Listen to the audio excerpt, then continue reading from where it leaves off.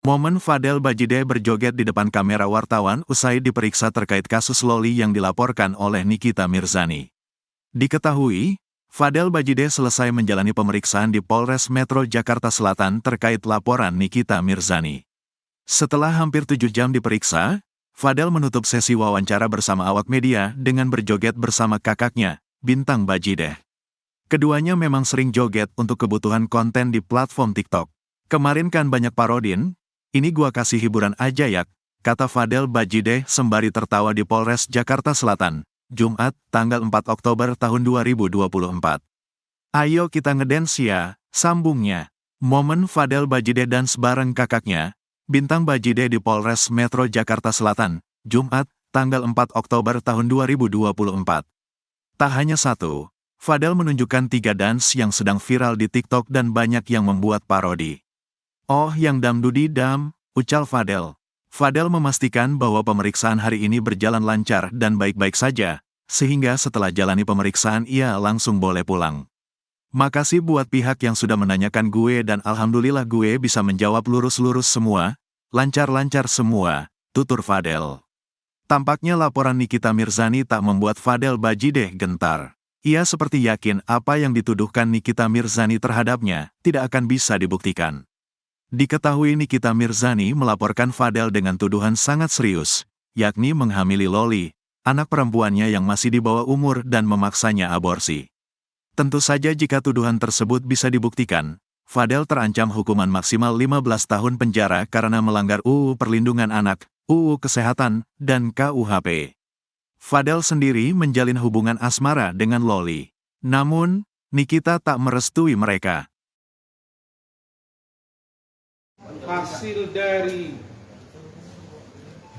pemeriksaan dan atau permintaan keterangan undang klarifikasi tersebut berjalan secara baik, secara runut pertanyaannya, terukur, artinya tidak satu pun dari pertanyaan itu yang akan disampaikan Saudara Rahmat nanti jumlah pertanyaannya secara singkat, dan di sini hadir juga Saudara Andrizal ya, menyaksikan juga Saudara Bangkit, Saudara Huta Soib, dan Raya, serta Saudara Waki.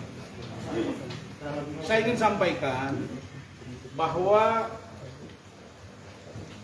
ucapan terima kasih yang tinggi dari kami selaku tim kuasa hukum kepada Bapak Kapolres Metro Jakarta Selatan, Bapak Kombes Pol Ade Rahmat, yang sudah merespon secara baik harapan kami selaku tim hukum. Begitu juga dengan Kasat, Gogo, dan juga Ibu Kanit, Panit, dan Penit. Kenapa saya ucapkan terima kasih?